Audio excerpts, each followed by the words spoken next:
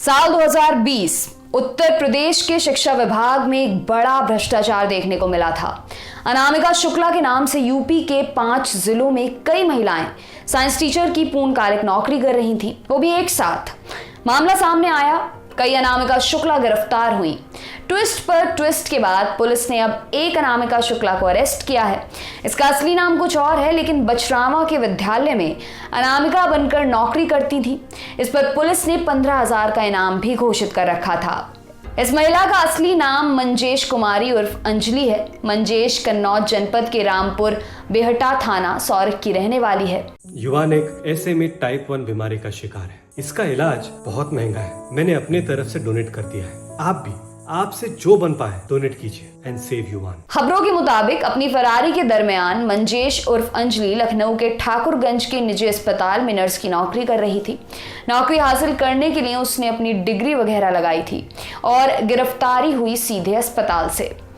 8 मार्च 2019 को मंजेश ने खुद को अनामिका शुक्ला बताकर बछरावा के विद्यालय में फुल टाइम टीचर की नौकरी हासिल कर ली थी। 7 मार्च 2020 को मंजेश होली की छुट्टी पर चली गई। छुट्टी से उसे 14 मार्च को लौटना था, लेकिन उसने फिर छुट्टी ले ली। इसी बीच कोरोना की पहली लहर आ गई और लॉकडाउन लगा दिया गया। मानव संपदा पोर्टल पर कर्मचारियों व अधिकारियों का डेटा फीड किया जाने लगा। पूरे डेटा को डिजिटलाइज किया गया और यहीं पर अनामिका शुक्ला वाला फर्जीवाड़ा पकड़ में आया।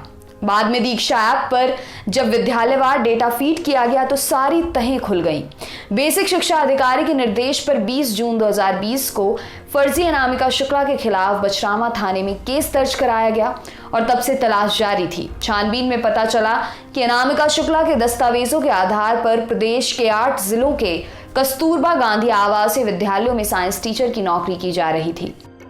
सूत्रों के हवाले से आ रही खबरों की माने तो मंजेश ने ही अनामिका शुक्ला के नाम से सेंट्रल बैंक ऑफ इंडिया की रायबरेली ब्रांच में खाता खुलवाया था। खाते के साथ आधार कार्ड लिंक नहीं था, इसी वजह से उसे हर बार रायबरेली आकर सैलरी निकालनी पड़ती थी।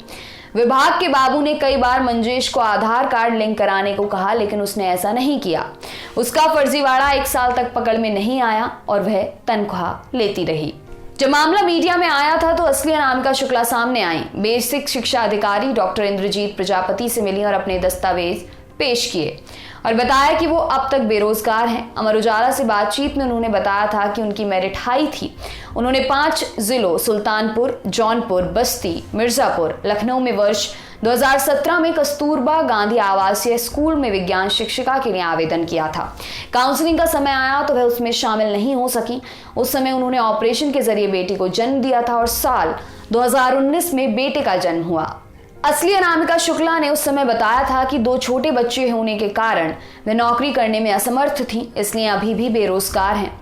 फिर मामले की सघन जांच हुई। एक सुप्रिया जाटव की गिरफ्तारी हुई जो अनामिका शुक्ला के नाम पर नौकरी कर रही थी और अब जाकर लखनऊ के एक निजी अस्पताल से हुई है मंजेश की गिरफ्तारी।